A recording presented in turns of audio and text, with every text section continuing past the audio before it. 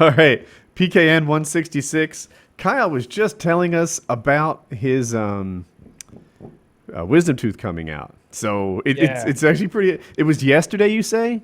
yeah, yesterday afternoon. So, like 20, just over 24 hours ago now. You look Um, good, by the way. Like I was expecting some swelling. I can hardly tell. no swelling. I iced it all night long. Like I put my head on a ice pack like it Mm-hmm. was a pillow. So yeah, it's my wisdom tooth on the bottom, all the way in the back, and it was really fucking hurting. And the top of it had ruptured like a year ago or something, and it was just gross. And Good old and it Georgia Dental Care. yeah, just didn't At care. least you didn't Yeah. just sit on it. So the Yeah, problem yeah. started in 2014. It really did. Yeah. It's been going on. I for a thought maybe long it'll time. go away. You know? I was hoping that it would just rot away. Yeah, because that's what wisdom teeth do, right? As they do. I honestly wasn't aware that it was a wisdom tooth. Like I didn't know that it was a wisdom tooth. I just thought it was my back molar. I was hoping it would just rot away. I don't wipe my ass. I just wait for the skin to slough off, you know, as it does. Why take care of something like that? I really that's funny. dislike going to the dentist, and I knew that this was not like a get a filling put in kind of thing. This was going to be a full tooth removal. So basically, I was waiting until the point of no return, until it started hurting. Oh, that's good And, because that makes it worse. I don't know that it does. You know, That's the thing. No, I did not make that up. It's worse. made It's it called much it's called impacted, and it's not what you want. I didn't Woody have and I are going to that. be Captain Hindsight. Right? Impacted actually is when it goes sideways. I'm sorry. Carry on. Yeah, I I didn't didn't have. It was still straight up and down. I looked at the X-ray and it was like, oh shit, the top of the tooth is just missing there. So, but what happened was it started hurting really fucking bad, and I was just living on like benzocaine, you know, rubbing that painkiller on it like constantly to try to go to sleep at night. And I'd wake up and it was just in a lot of pain. And that was Friday. And I How was long did the benzocaine do you for until it was like, all right, this is too long. This is too it much. honestly was just like it didn't even stop the pain. It just made the pain a little bit more bearable, but it was still really hard to go to sleep. I mean, like how many weeks or like months Oh. or days or whatever for the benzocaine Days. before you were like, fuck this, I can't. like 3 days. days of like I don't know if you noticed on the last PKA, I was putting some on it. So like I- maybe 3 days of doing that, and I was like, oh, this is not gonna work. I need a dentist, a professional needs to come in. So on Friday, I was like, I made the call. So of course I've got to wait through the entire don't you go- weekend. do you go to the dentist regularly? Is he not like getting you X-rays every year? No, and I don't. checking? I don't go to the dentist. No, I don't do that. So I just try to brush well. Most of them are in good condition. It was just that one back there had really gone to pot, and so I went Monday, yesterday. Man, I'm fucked up. Those painkillers. I went yesterday, and he's like, "Oh yeah, oh okay, yeah. Well, let's pop that right out. That's a surgical removal." He's like, you know, I look at the thing. It's like $300 to get it out. I'm like, oh, this is great. I thought I was Wow. gonna have to have a root canal. You know, I thought this was gonna be a $2,000 trip. $300 trip sounds like no big deal at all. So, you know, they put some benzocaine of their own on there, numb it up, and then they give me a couple of shots, and we wait 10 minutes, and I can feel the injected Novocaine, I would imagine, start working, and the whole side of my head goes numb. It's wonderful. And he comes in, he's like, is that starting to work? I'm like, oh yeah, yeah, definitely so. He was prying, like you're gonna feel a little push and pull now, push and pull, and he gets in there and it's just like yank, yank, yank, yank, yank, pop, and it's out. It took less than a minute. I would Wow. guesstimate 40 seconds of him like prying and pushing. And Did he like have his hand on your forehead or anything like to pull hard, or was it like you Nope. couldn't even tell? So I've never nope. had a tooth pulled, so I don't know how they do it. no big deal. How Like were you just face numb for the like? So you were kind of conscious during the thing. oh, 100%. and then you conscious. walked to the car. I assume someone drove you. No. It was 100% like local anesthetic. So he just numbed, you know, he put a couple of shots of numbing agent, Novocaine, I think it is, into the gum, and then he just pried the tooth out of my head, and I was like, I want to keep that, and so here it is. all fucked up and disgusting. Like, Can you hold it a little further away? Can you hold it Yeah, a little? Yeah, It was I'm kind of too close. Nice. Hold it like this. Taylor, you're breaking up. Nice. Well, there it is in all its glory. You're probably working Wow. now, Taylor. Yeah, you're good. Yeah. I don't know That is so much worse than I thought it would be. That most of that tooth is gone. Yeah, the top is gone. Yeah. The why top of the why tooth is gone. the top gone?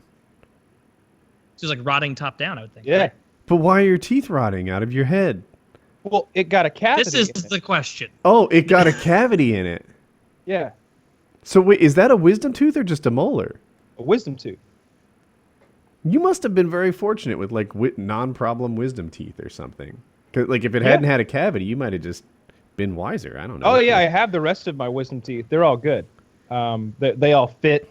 You know, no issues or anything. But yeah, it got a cavity in it, and then it broke off like at some point. Like and more of it broke off. And you know, I drink nothing but soda. So if So were you there's- just like spitting out bits of tooth intermittently, or Not swallowing them? inter- I guess. occasionally there'd be a bit of tooth, you know, here and there. Dude, these know. are things that would freak me the fuck. If I have a bit of tooth comes out of my mouth, it's not a.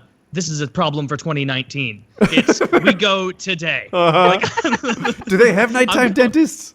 yeah, exactly. They have urgent care dental. That's where I'd be going. Hey, excuse me, ma'am. Don't close up. My teeth are falling out of my head. I need assistance. Yeah, so people, a lot of our audience is maybe at the age where wisdom teeth are becoming a thing. Get your cleaning. They'll take x-rays and they will tell you if your wisdom teeth are going to be a problem or not. Sometimes Yeah. they're growing sideways. Sometimes they're just in the wrong spot. And they'll be like, yep, you got to have 4 out, 3 out. You might even only have 3 or 2. And they'll tell you what's what. That's the right way to do it. Having said that, I don't know if I had my wisdom teeth out in like the Stone Ages and it's just better now because it was the 90s, or if I had a bigger problem because I was like fully out on the way to the car. You know those you see like whatever the 20-some-year-old under heavy anesthesia, Yes. whatever, and they're saying stupid stuff. They're talking to their mom about their desires for big black dildos or whatever. Yeah. Like that was me. I was walking to the car, and I didn't say anything really embarrassing, but I was just in the grass, like negotiating for more time. Like, I don't want to go to the car. I like the grass. Just give me 10 minutes. Just 10 minutes. I want 10, you know? And then, you know, Jackie took me home, and she was like, all right, sit here in the grass, I guess, you know, like I want to get you back into bed. But so, yeah, Kyle's experience was like, shit, I think I had my teeth whitened last year, and it sounds like the same level of trauma, you know? Yeah, pretty much. I mean, there was really nothing to this. You know, I got an X-ray to make to see what was going on, and in the X-ray, you could tell that like there's plenty of room for this tooth. Like it, you know, it wasn't weird or sideways. It was indistinguishable to the non-dentite from a regular molar. It just sort of seemed to be symmetrical and in line with the rest of them, except the top of it was fucking missing, like 3/4 of the top of it. And it's all black, too. It's super gross. I wonder if there's something about it that made it susceptible to the problems you had. Smell it. Like, is it extra hard to brush, maybe? Like, Yeah, definitely so. It's way back. That's honestly, I think that's what it was. That's no excuse for an adult, really. But really what happened was, you know, it got a cavity in it, and the cavity got worse, and I drink nothing but soda, and it just kept getting worse. Last time I went to the dentist was, what, like 3 years ago or something like that, when I got my last root canal or something like that. And the root canal was so painless that I was like, why worry with cavities until they're, you know, all the way crazy? Just drill them to the bone, you know? Like, that's the way to deal with cavities. So, man, this coating. So just Yeah. put it on. Oh wait, yeah. Shitty I wanna life know how pro you're doing tips. with your with the pain. Like, was there a point where you were in severe pain afterward? I wouldn't say severe. Like I've definitely been in worse pain before, like with burns and stuff, and that sort of thing. But yesterday, whenever the numbing agent wore off, actually, so I drove home from the dentist and I was starving, and I knew that pretty soon my mouth was going to be really tender. So I went to McDonald's and got myself a 10-piece buttermilk tenders and a couple large order of fries and a sweet tea.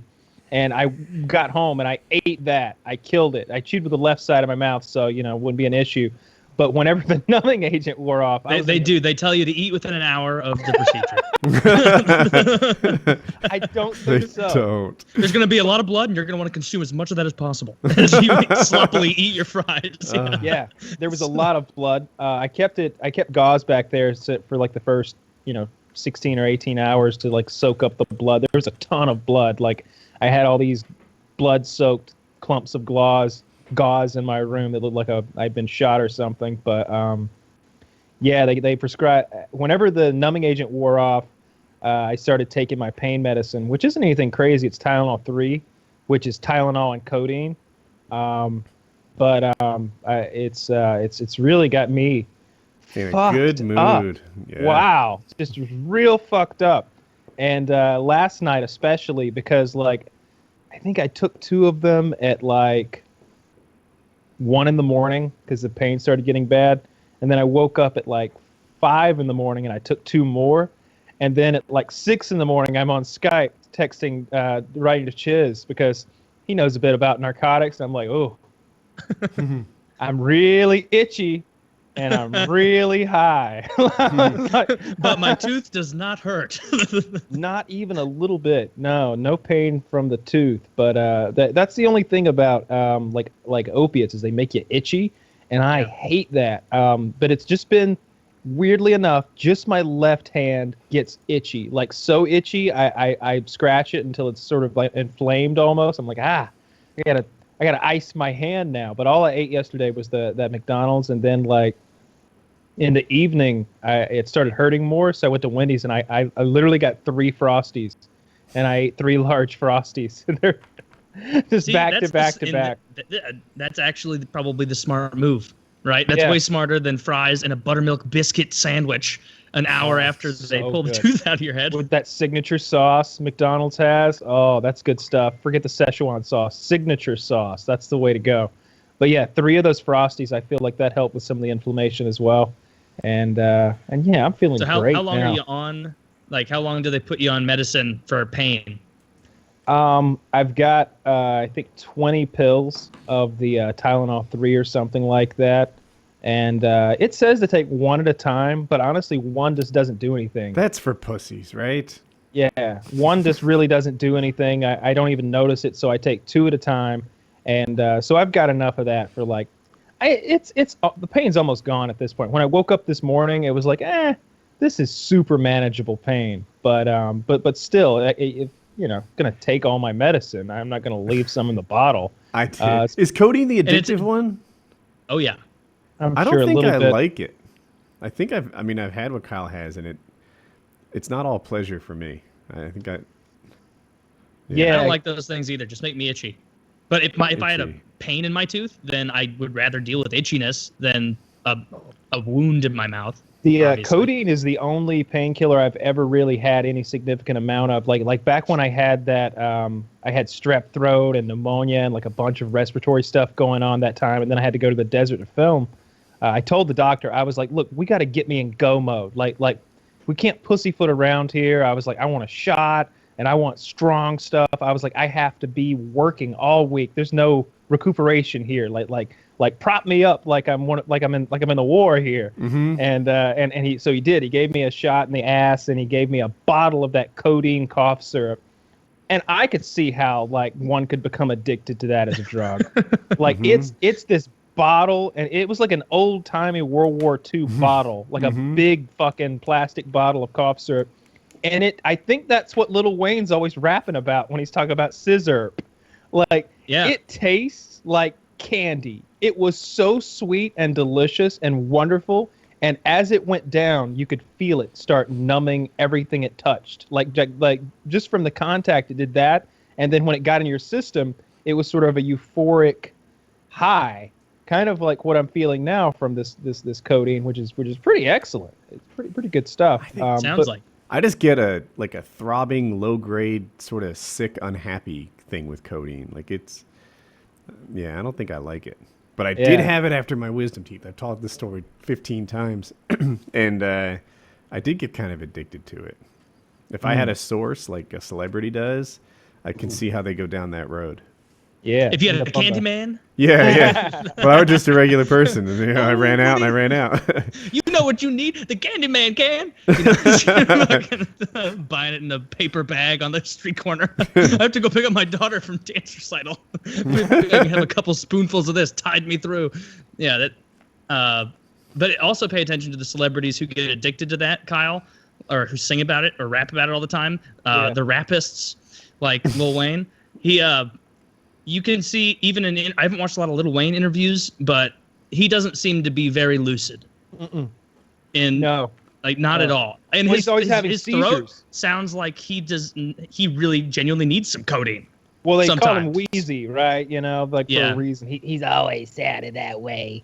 But he's always having seizures and having to be rushed to the emergency room with like low heart rates and stuff. And like I was reading the warnings on my stuff, and it's like death. Like some of the side effects are like heart stopping. Yeah, I was like, well, what's the difference between death and my heart stopping? That sounds like the same fucking thing, just a different way of going about it. Like respiratory failure. Like that's the same thing as death. Like, they're all bad. Legally, we have to put all the ways you could die. Yeah, that's how it is. But yeah, I think this is I'm gonna be all good by tomorrow. I got a regimen of amoxicillin, antibiotics to make sure that nothing horrible happens and this doesn't get infected. But that was a really easy. I like my dentist.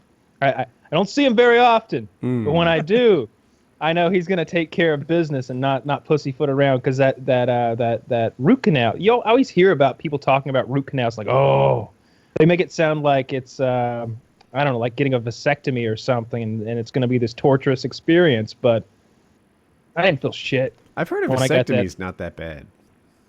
One of my friends from hockey had it. He only missed one game, and he said he actually kind of liked it because he was completely free of any like he had it done on like a Thursday or something. He takes Friday off work, and all weekend he was just like a king who had taken one for the team, and his wife is just bringing him food. He's watching football on the couch. He's like, it really wasn't such a bad weekend.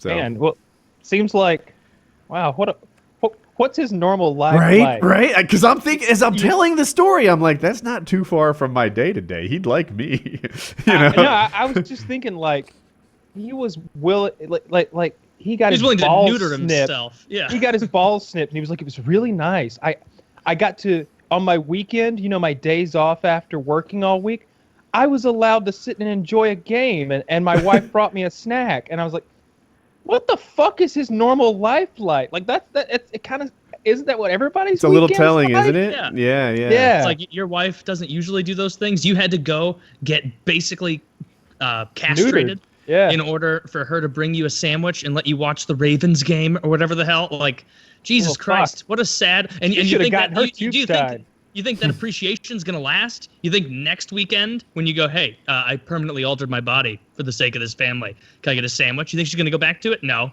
You're gonna have to get a reverse vasectomy and then get another vasectomy like Michael Scott. Do you know the stress that 3 vasectomies has on a man?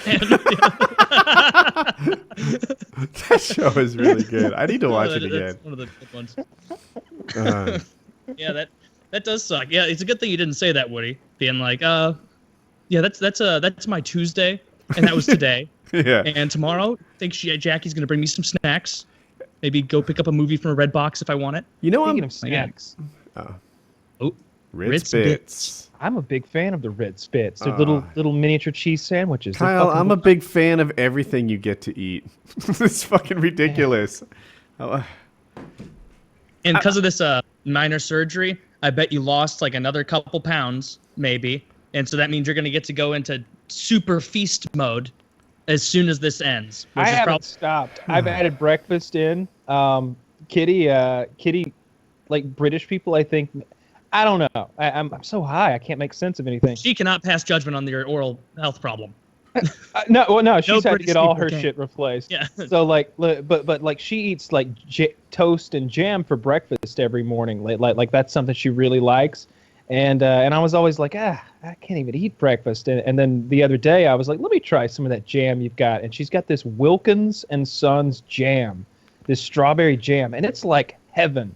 It's the most delicious shit I've ever put in my mouth. It's so fucking good. So now every morning I wake up and I go get like a big spoonful of that jam and put it on toast. But what I do is I take a spoonful of the jam and I put it in a bowl, and then a dollop of butter, and I microwave it until it's one consistent like strawberry butter mixture. Do you add any sugar to the jelly? No, you don't need to. And he adds only the finest jelly beans into it. Then you gently lay a fruit roll up on top, and then you have a fine lasagna. A couple of gushers on each corner. And then some frosting, and it's good. Go ahead, Kyle. Tell your story. It's so fucking good. It's I think it's $12 for a jar of this jam. It's this fancy British jam. And so, like, I felt so guilty after eating a jar of her jam. I had to replace it this week, and that's how I found out how goddamn expensive it was. So I got myself some more of that jam. But yeah, just gaining no weight, just killing it. I got all those Doritos this week, which you made fun of. Those sweet chili lime Doritos. Oh, they're so good. Man, so like. Sometimes, you think of your friends and whatnot, you compare lives, and Kyle's life comes with its own stresses. I don't know that I'd want to straight up trade. I'm really happy where I am. My life is good for me. But man, I'd trade metabolisms. That sounds lovely. Yeah. I would do that. Maybe it probably wouldn't even be, or I was going to say it wouldn't be metabolisms, it would be appetite, maybe. But I don't know. It would need to be like a real case study of keeping all of us in a room monitoring our food requirement. I don't know if you guys have ever watched the show Super Size vs. Super Skinny. It's a British show that pretends to be about caring for health, but it's really about ogling and staring at fat people. I think Boogie was on an episode. I've seen one.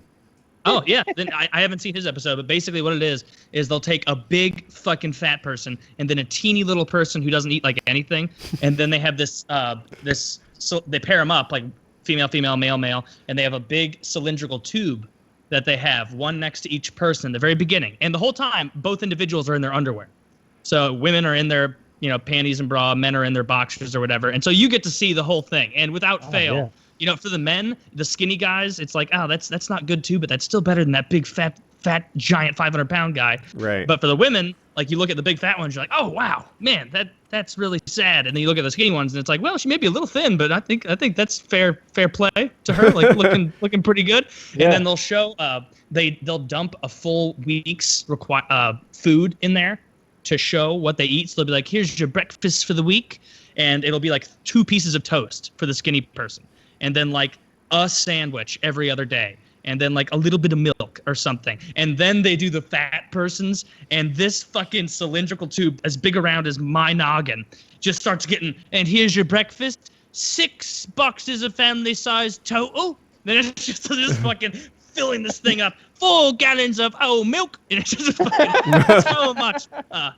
4 British hams, 1 American one, yeah. They put in there. And by the end, it's like, you can tell that there's so much more shame on the fat side, because the skinny bitch's one is like up to her knee of all the food she ate for the week. By the end, the fat chick's like standing on her tippy toes, so the thing's not getting taller than her, showing that she's eating the tube the size. Like it's a very motivating show if you are that fat or that skinny, I guess. But mostly it's just another one of those shows where it's gawking at odd people, pretending that you're doing it out of empathy, but really you're doing it the same way people did in like the World's Fair in 1904. Where it almost like, sounds like midget. Science, though. There's a certain amount of testing and debunking going on there. I don't know. The tube makes it seem like science, but it is a tube of junk food. So. Here are our beakers. No, that's a science word. We have chemistry written on a blackboard in the back. They're graduated cylinders, but anyway. Yeah. But he graduated. Thank you.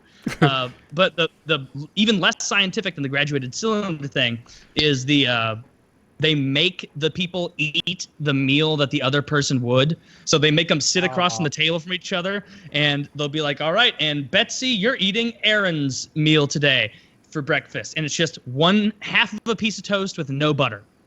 And it'll be like, Aaron, you're eating Betsy's. And it'll be 4 plates of beans and hash and sausage and mashed potatoes for breakfast, and a bowl of cereal and orange juice and milk and soda or something like that. And it always ends with the interview afterward with the big fat person be like, I don't see how they can eat like this. It can't be healthy for you to eat like this. The fat person says that. Yeah, they always say that. You got no vitamins, you know, by like meal 3. No vitamins. Fucking, Vitamins. They're British. Vitamins. Yeah, they're fucking they're fucking surly by like the third meal. Like, this is just getting ridiculous. I've had a piece of toast and half a glass of milk today. You know, my blood sugar and like all that. Blood sugar. Oh my god! Man, people are always talking about how they need 4,000, 6,000 calories a day because they're about to fall off a blood sugar cliff. And it's like, no, bitch, you're fine. You've got enough sugar in your veins to last for the rest of the month. Anyway. Yeah, if I cut you, you'd bleed slowly. That's how. It's all sticky. It comes out coagulated. Your piss smells good. The serial killer would be there like, I really underestimated how long this cleanup would take. Like, this is a 2-day job. And then the skinny person, they have the fat person's meal. If you got murdered by a cannibal, that person would be diabetic. The knife will come out. I'm sorry, Taylor, you were saying. Being sucked in. But the skinny person usually is more polite about like not making a scene in front of the fat person, because I've seen it happen with the fat person as they're both eating will be like, how do you eat this? It's just not fair. Like, what are you thinking? You got no vitamins, no minerals, or like all that shit. Ben, the skinny person will usually be like, you know, that's just kind of the way I eat, haha. But in the interview afterward, the skinny people will be like, it's absolutely disgusting. Disgusting. I can't imagine how anyone could eat like that ever. That's more than I eat in a week in one meal, and she eats that every meal. Like, and so by meal, and they have, and the British good-looking guy who hosts it, you know, masquerading around with a clipboard as a scientist is like, now Susan, we do need you to eat as much as you can of Betsy's meal. He's like, I just can't. It's too much. Susan, you signed up for this study, and we need to do this. And so by meal 3 in the day, it's pretty much 100%.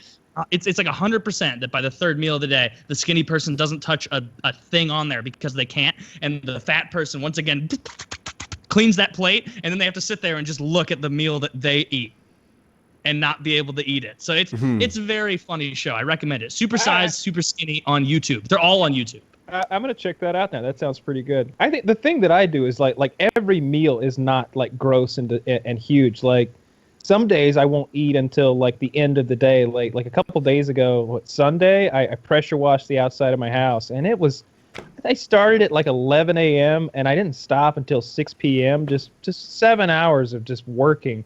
And I know like it's a pressure washer. It doesn't sound like a lot of work, but like when I was done, I was just exhausted from going, and I hadn't eaten anything. Those will get your forearms because they're always pushing, and you're having to direct it, right? Yeah, really sore on my really sore on my forearms. But it's really satisfying to use a pressure washer to clean bricks and stuff and concrete pathways. There's even a subreddit I think called like pressure washer porn or something where people slowly like clean stuff.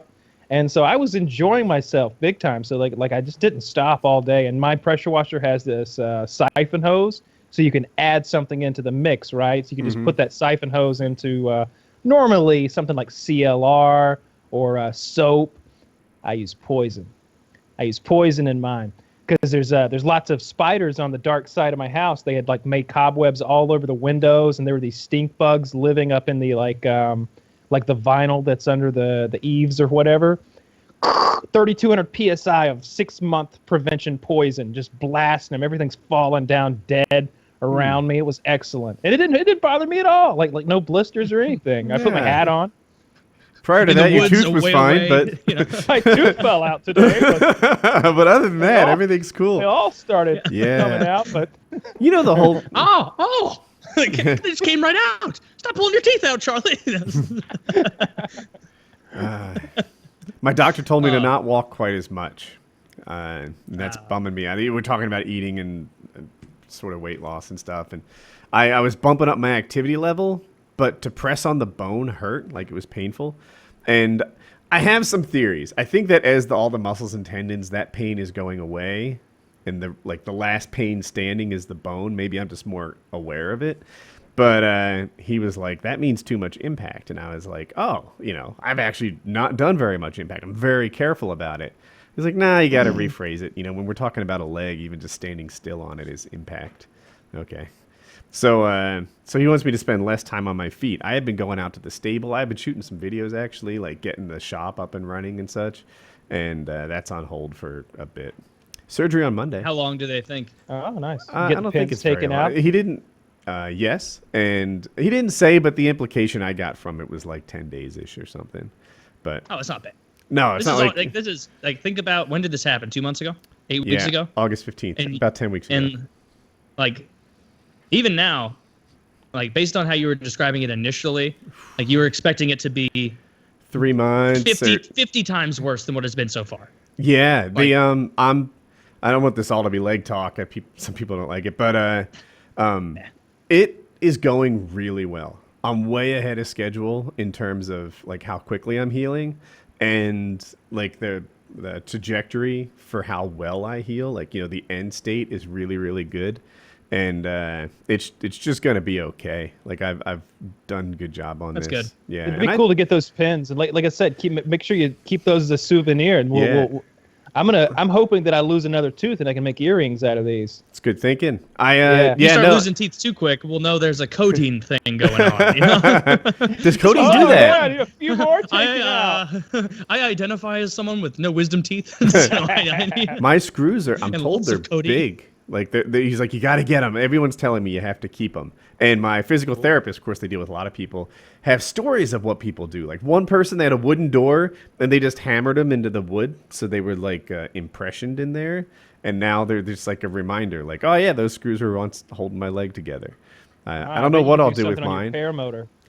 Paramotor, that's not a bad idea. I was actually thinking of a woodworking project. Like, at some point, I'll use the screws that held me together to hold together, like, an end table or something. I don't know. Yeah. But I think I will do a thing with them at some point.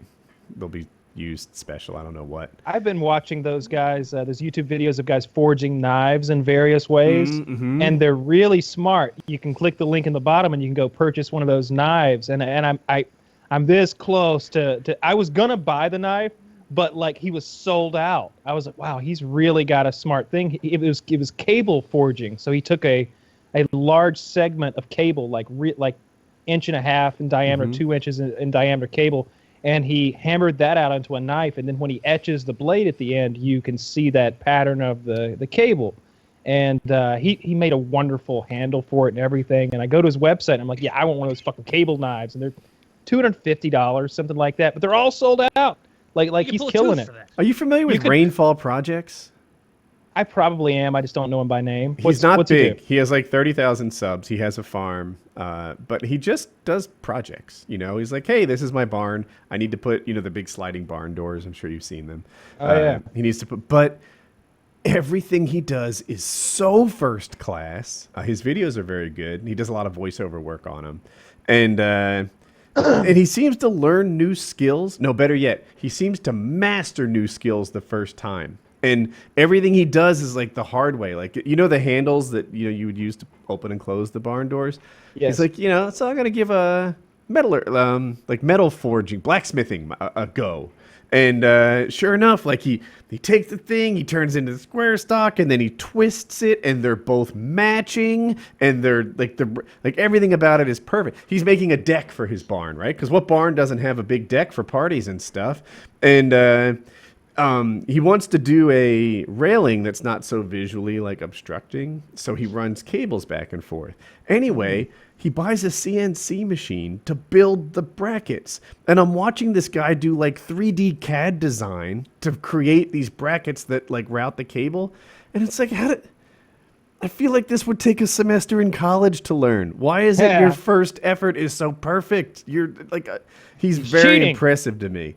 And he's a good video maker, and he's cheating. I don't think so. And he's young to be so skilled. Like I want to call him like 27 or something. So it's not like he's gathered a lifetime of CNC and blacksmithing and woodworking and metalworking. Like he's just I feel like I'd like the dude. And something about him is he's unexcited about everything he does, which normally I wouldn't think is a positive, but it works for him. He's just like, yeah, so then I was kind of scratching my head on how to do this. So here's me driving out, 4 hours away, buying a $12,000 CNC machine because it seemed like the right, like how does this happen?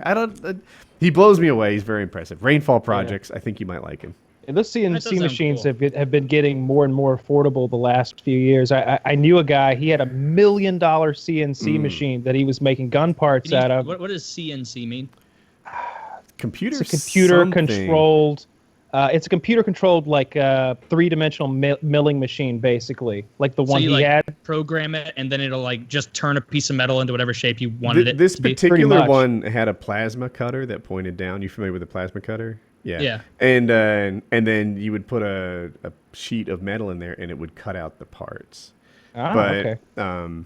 there seemed to be more to it. Like he was extracting it into 3D and stuff. But Yeah, yeah, there's anyway. lots of heads and attachment tools that you could put on those things. The guy that I was talking about, it was $1 million machine, and it was big and impressive. It made gun parts, but it was that thing where like the piece is here, and it would go all the way around it in 3 dimensions, like cutting chunks of it out, and by the end you had like a 3-dimensional hollow piece of a gun, and he was like, yeah, I paid $1 million last year. They're $800,000 now. Next year they'll be $650,000, and it was just like he was bemoaning the fact that these things were getting cheaper and cheaper because the competition were getting them now, and he used to be the big dog who could afford the thing. That makes sense. Yeah, and they make them for wood too, but now they're getting really cheap. You can buy them for like $450, but they suck. So it's like many tools where you're like, all right, this one's so bad it doesn't even do the thing it's supposed to do.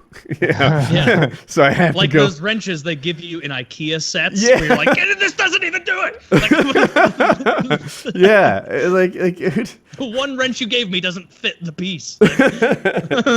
yeah. So you have to go a little higher up, even if you're a hobbyist from the cheapest level. But anyway, well, I'm glad your tooth is okay. Yeah, that was no big Yeah. deal at all. Like I said, I almost want to get another one taken out just for the fun of it. That was so interesting. I said, well, I mean, that's only a few years away if you continue this, Right? this pattern, right? I've got that. So I said I have a surgery Monday. I'm gonna have propofol on Monday. It is Tuesday as we do this, and I'm already like 6 days from my propofol. It's gonna be good. I'm a big fan. If I were to drop something on this foot, would that mean, hypothetically, would that mean more? yeah, It would not. I Okay, I just would wanted not. to check. like Yeah, an that's- addict or something. Yeah, and I had this is a long time ago. Like, I think it was my ACL surgery, and I'm going in there, and they give you propofol before they give you all the other anesthesia, just so the patient's not like nervous and jittery and scared and just like being a problem. And I'm like, nurse, I'm a little nervous already. I'm You're kind in a of waiting room reading a magazine. Hey, you go ahead and top me off right here. yeah. I got the I nerves already already. found the vein. I already found the vein. Yeah, I found the vein. Did you bring this rubber band from home? Yep, I'm ready to roll. Just shoot me up. I Yeah. got my own alcohol pad. Let's go. Yeah, they give out these syringes at the methadone clinic. But yeah, I am already like, it's going to be some propofol involved in this thing. It's going to be a good day. And the surgeon, there might even, I don't know. It's such a small thing. They're just unscrewing 2 screws. There'll be 2 small incisions. I don't know like how minimal it is. It's not too Yeah. small for your propofol. And Really? what you should say, I'm very religious, and it's Devil's Night, because I just checked. Tuesday's the night before Halloween. Like a lot of religious people will get freaked out, like really religious people, just Okay. like that, purportedly, and say that you're very stressed about it, and that you think Satan is trying to poison you a bit right now, and so you need all the stress relief you can get. And if she would Wow. also hold your hand and pray right before the procedure, you'd appreciate that as well. So, like, But, and then maybe but she hold will. that bullshit till after the propofol because it's annoying. Yeah. did I this. want you to give me the propofol and then pray me to sleep. Yeah, So you drove yourself home, Kyle, after that? Yeah, Or wait, yeah, it was- you only had a numb face, right? Yeah, I just had the numb face, and it got number as I was driving home. Like it still hadn't to the point where like I was numb from the top of my head to like my Adam's apple on the right side of my head. It was all numb, and to the point where it was just fucking numb. I really like my dentist because like you go into the room I was in was dark. The shades were drawn, and there was a TV like not on the ceiling but up high and tilted down with like garbage fucking TV playing, like some sort of like, I don't know, it was like a black love triangle where the guy was in the Navy and he got the girl pregnant. It doesn't matter, but there's TV playing and everything.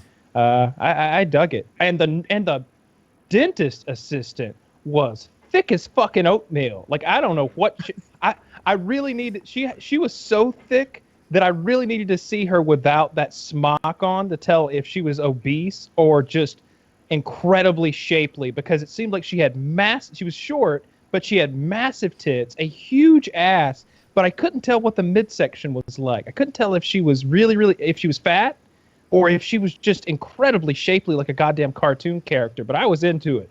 I was pretty excited even in my my medicated state. You might have asked her and you don't remember. I may have. I could have fucked her and I don't remember. Like, I was pretty out of it at that time. It was that was a good experience. Why does my dick smell like bubblegum toothpaste? Yeah, like I've been going, like I was like to the point of you driving home afterward by yourself. Like obviously you're not supposed to do that on pills and whatnot. I've gone to the eye doctor regularly since I was like 5 or 6, so I should know the dealio by now.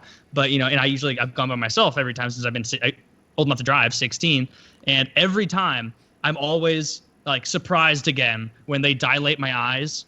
And you guys have had that done where they dilate my eyes and I go get back in my car and I start the car and I'm just like, ho ho ho, let's see, because every time they're always like, all right, and Taylor, you do have a ride. And I'm like, yeah, I drove here. And so,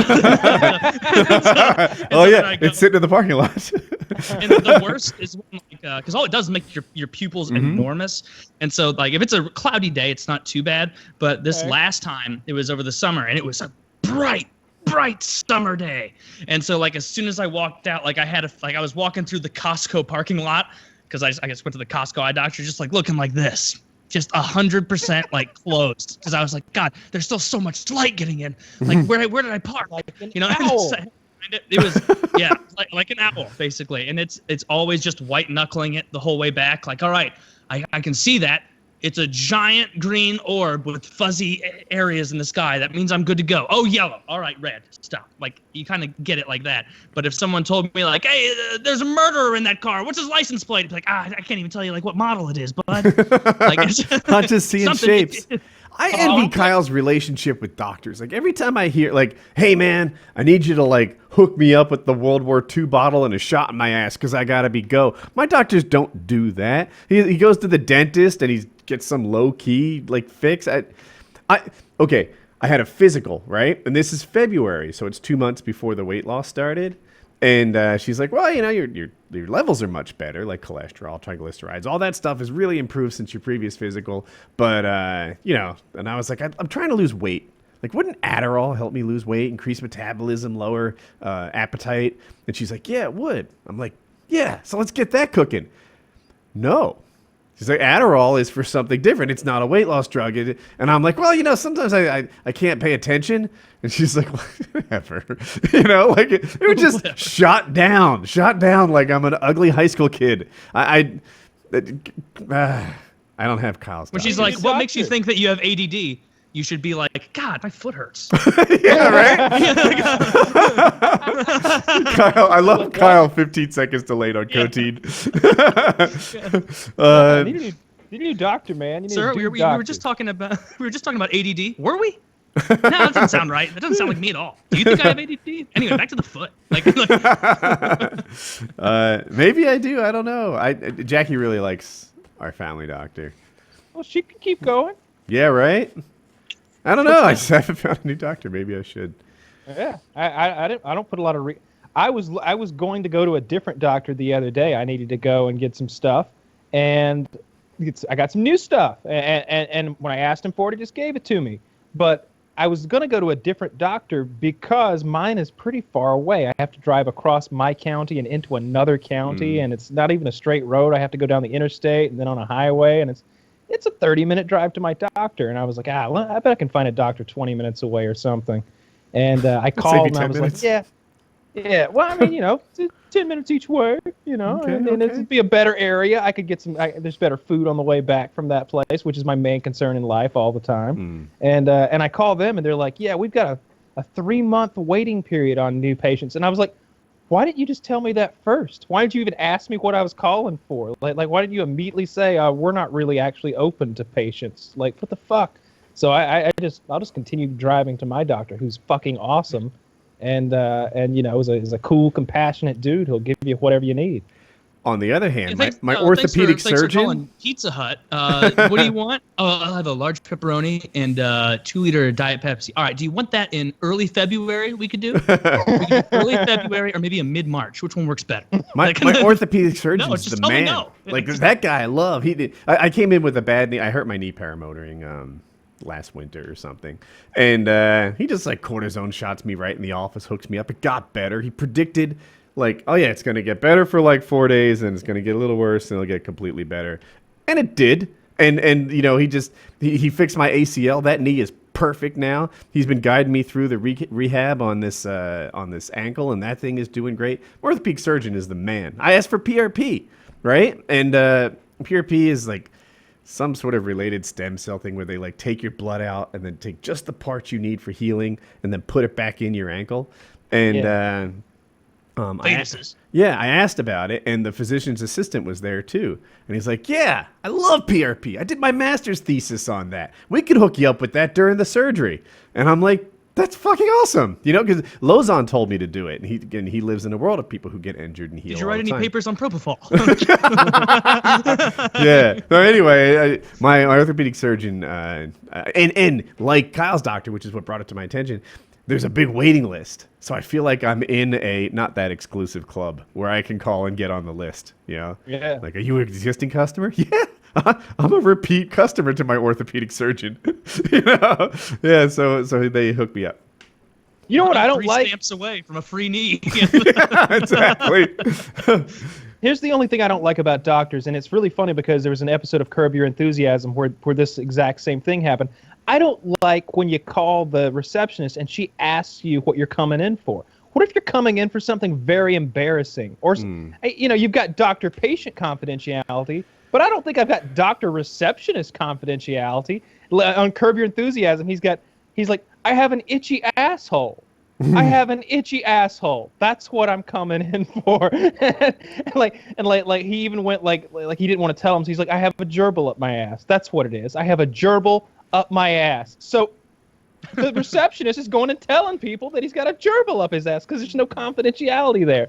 So like, you know, you call and like what if I had an STD, for example? I don't. I'll spick and span down there. But let's say that I had some sort of STD and I call and I want my doctor to look into this, like herpes or whatever.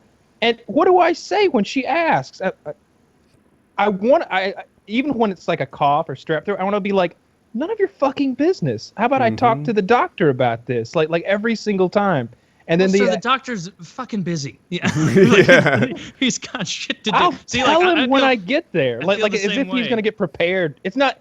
And not true. Once have I gone in and he's like, oh, I got that thing for the thing you asked for. Like, he's never, like, ready with whatever it is. It's not, he gets there and he's like, so what you in for? Like, what was she asking me what I was coming in for if she wasn't even going to tell you? I think she's like, just nosy. You know what I don't like?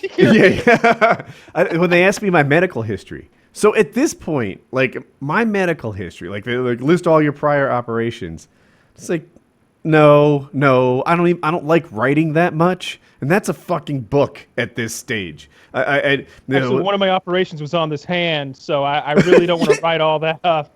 I don't remember which one it was. As the other hand, Stephen King. If someone asked Stephen King, like, "Hey, can you write a list real quick of every book you've ever written?" He's like, "Oh, no, I don't remember. I'm going to give you the hits, and then you can make do." Like, oh my god, sometimes I write nothing applicable or whatever. Like, you know, I'm in here for strep throat. Don't fucking ask me about the 19 operations I've had at one point or another. I do cool shit. And I'm not good at it. Yeah.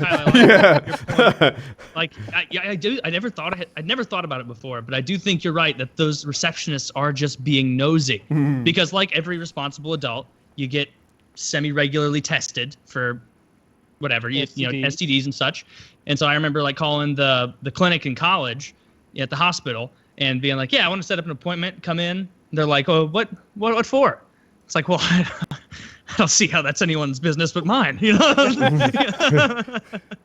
Like, that's what you want to say, but no, you can't. You have to go, and what do you think you have? It's like, I don't think I have anything. You insinuating bitch. Yeah. I'm just checking. Like, it's like that time when I had like those blisters on my hands and feet, and we couldn't diagnose what it was, and I was like, I don't know what I'm coming in for. That's, it was I still don't remember. I figured it out. Like, even the doctor didn't know. That sounds serious.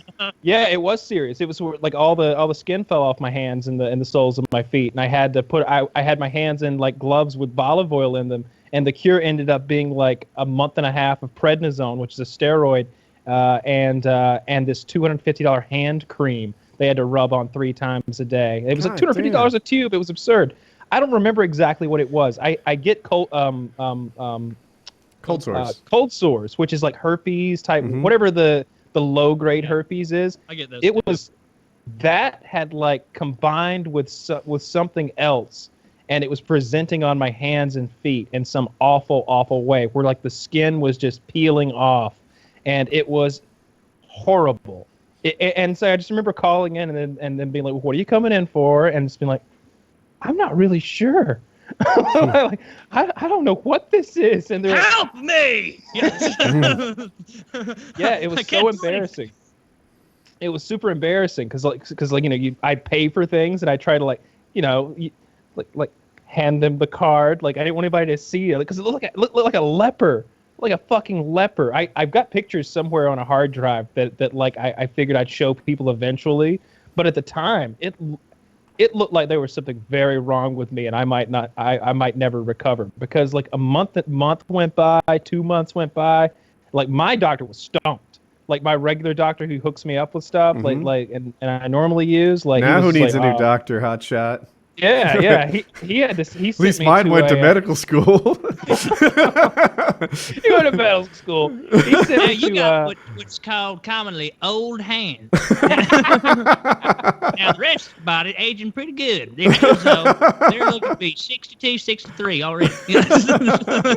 They were bad, man. But he sent me to a dermatologist, and then I remember like I was on like WebMD or something like that, or using Google. I think I used Google image search until searching like blisters on hands and feet, and I scrolled through 1,000 pages of disgusting images until I was like, that's it. That's exactly what I have. And then I like backtracked, went to that page, and I figured it out that way. And I was like, I like called or emailed my doctor, maybe both. Did go back to an obituary? God, no. I was like, could it be this thing? And she's like, oh, yes, perhaps it is this thing. Very good. I will double your prednisone. I will call it in, and call in a cream for you, a cream, and it all worked out. But I diagnosed my own thing. Like, she was fucking stumped. I remember thinking like this is bullshit. I think I've spent like $500 or $600 on this doctor and visits alone, and like she didn't figure shit out. Yeah. Let me write my own prescription, you cunt. I was frustrated in the other direction with the shingles thing recently, like 6 months ago or whenever I had it, where like I went in and it was, a couple $100, whatever. And within 2 seconds, she's like, oh, yeah, you got a rash there. And it's just right here on your right side, only on the upper body. And she asked me, she's like, what do you think it is? I'm like, well, Google and everyone on the internet says it's shingles. She goes, that's right. All right, get that. See you later. And it was like, all right, that was not worth a few $100s. I had dermatitis. I got dermatitis from a hot tub, and it's like this rash sort of under your armpit area, and it's itchy and it burns a little bit. And I went and I was like, hey, I have dermatitis. And he's like, you sure? I'm like, yep, that's dermatitis. Well, here you go. And I was just like, what do you people actually do? Because like it seems like WebMD and a decently average intelligence fellow can work all this out without the need of all those medical degrees and stuff. If I need something cut off or injected, I'll come see you. But otherwise, just give me that prescription pad. You know what I don't like? When doctors get mad because you Googled too. You're like, all right, here I am. I looked into this, and this is where I hit Google, and all of a sudden it's like, oh, you Googled, did you? Like, yeah, I don't know. Like that's how I handle every other problem in my life. I Googled it. And it's like there's free information out there. I thought I'd take a look. I think that's the sign of an insecure doctor when they're not comfortable with you doing a bit of Googling. If they were completely secure and their medical knowledge. Because I bet what they're doing, you know, when they leave the room with their clipboard, they're going in there Googling. They're going in there fucking Googling, trying to figure out what's I bet, wrong like, with you. I had a the doctor. competent doctors are going to be like, take this. And you're like, oh, you know, I don't know if that's right. I Googled it myself. They're like, all right, well, then don't. Then fucking don't take it. I got shit to do. Like, I had a doctor.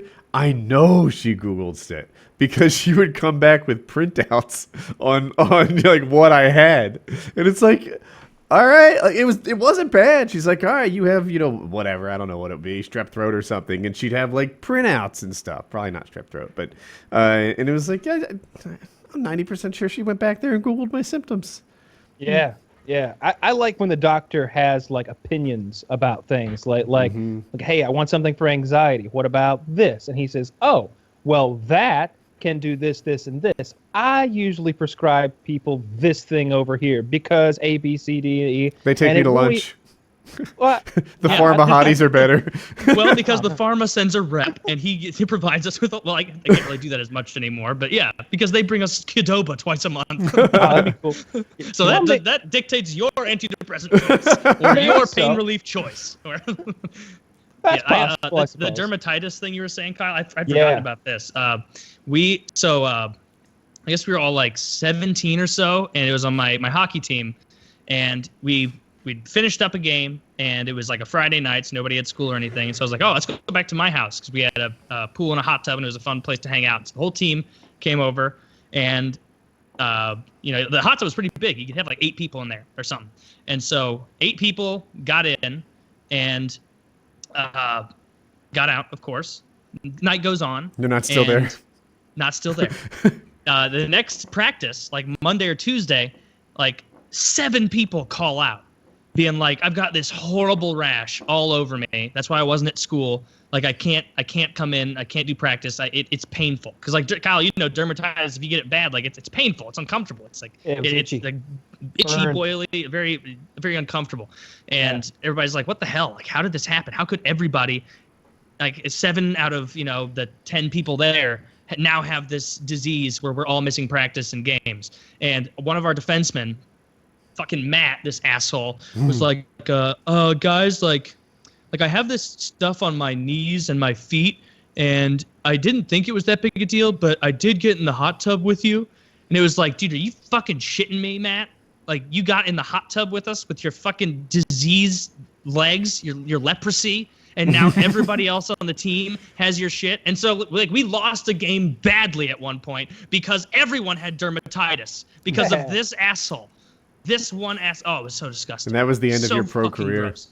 I don't know who poisoned. I don't know who poisoned my hot tub. I think it can't happen. It's called like hot tub rash or something. Like that's like the generic word for it or whatever. But I remember hot tub folliculitis. Folliculitis. That's what it is. Yeah.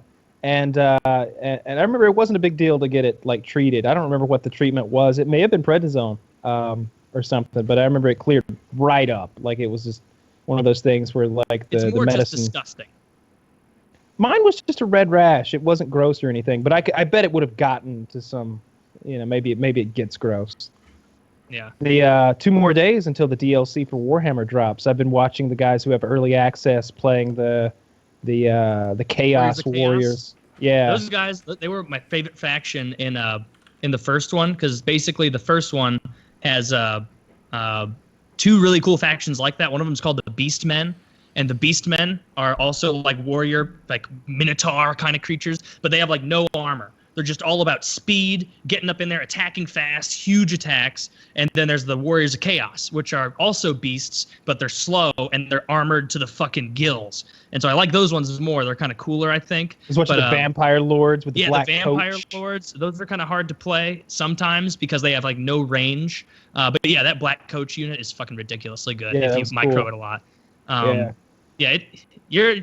glad you're enjoying it. We should play some soon, tonight even. Anytime. If your eye isn't, you know, closing of numbness or anything. No, I'll take 1 more of those pills, and that'll get me going, and I'm down to play for sure. I've really been enjoying that game.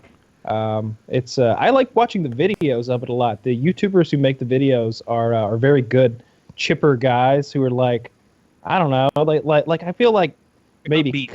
Yeah, the COD guys can be kind of poisonous, right? Like it's not even about the game anymore. There's this whole like, they're worried about each other and like who's each other's girlfriends, and there's so much drama.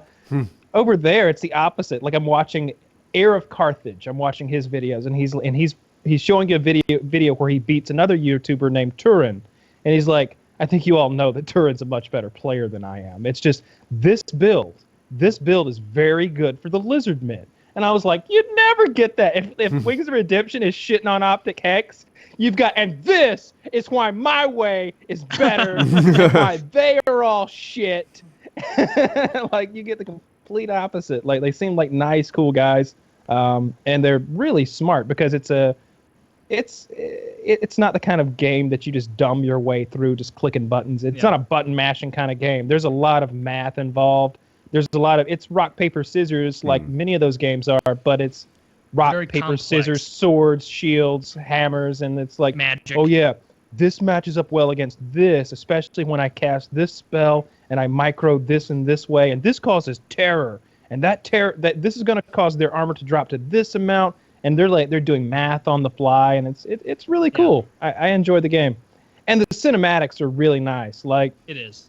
You send in a gigantic dinosaur, and he doesn't just like thrash and make things fall over. He has like unique attacks where he'll come in and bite a soldier up on the head and flip him up in the air and then catch him and garble him down and just eat him alive. And it's fun to zoom all the way in and watch the show sometimes. But then, it's also imperative that you're constantly microing shit and sending this there and this over here and moving stuff around. So I didn't think I would like it whenever we were in Colorado. And I was watching you play the first one. I didn't find it too interesting, but now that I've played it, I really dig it. I like it a lot. Are you keeping up with Taylor better yet, or not yet?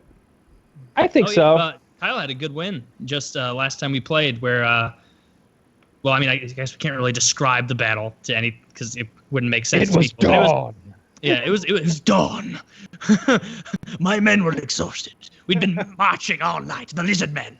And I wildly underestimated how, Kyle and I's armies clashed, and Kyle more intelligently kept his force more solid in one area on the lower part of the battlefield, and then there was an elevated part, and I thought, I can run 4 units around, flank him, and this will be in the fucking bag. Like, I'll tear right through his catapults back there, like he won't be ready for it. I can hold out that line, and like 3/4 of the way through their trek to do the flanking, I'm like, this is taking so much longer than I thought it would, and he's already chiseling my guys down. Like, there's no way. And what ended up happening is like my guys were breaking and weak by the time they got there, and so he just went and slaughtered the weak units that were meant to come around the flank. But yeah, I'm glad you're liking it. It is a really fun game. You can tell, like every one of these games, Kyle's already very good. Yeah, it's I watched hours worth of videos and I figured out how to play the game. It's certainly not me solving the Rubik's Cube on my own or anything, but once you know what the dealio is, it's there's just so many units, and there's multiple. Like you were at first you were like, there's only 4 factions, but I was like, shit, I'm so glad there's only 4 factions, because if there were a dozen, I'd have so much more information to keep up with. Like, it's hard enough to keep up with. Like, each faction has 20 or 30 different units, and you have like a budget for assembling your army, and so you have to be like, I'd like 3 archers, but I can't afford 3 archers, so 2 archers and 1 cavalry guy. And like, you have this, each player has the same amount of money to spend on an army, and you have to sort of be thinking ahead of like, what kind of army might he use, because I need to counterbalance against that. Like, if he's the high elves, Kyle, he can bring Kyle lots of dragons. Taylor's playing the lizard men, so he'll probably have some dinosaurs, some dinosaur cavalry or something. So I got to bring a lot of spears, But then he has to think, well, but does he think that I think that he's going to bring a lot of large? Because that's happened in our battles too, where I was like one of our first ones where you were playing against me, and I was like, last time I played lizard men against Kyle, I brought a lot of dope ass creatures that and so now I bet he's going to think that I do that again, and he's going to bring a bunch of spears. And so I brought barely any creatures and just brought a ton of shielded warriors, because they can block arrows and slice right through spearmen. Like, it really is. It's rock, paper, scissors, magic, and so many other facets of it. It's a really fun game. Yeah, I'm loving it. Yeah. But, Yeah, I'll get on and play a little bit if you want to. I'm just gonna grab a snack. My tummy's belly's rumbling. starting to rumble a little bit. Yeah. Guys, wanna call it? Let's do it. PKN episode 166.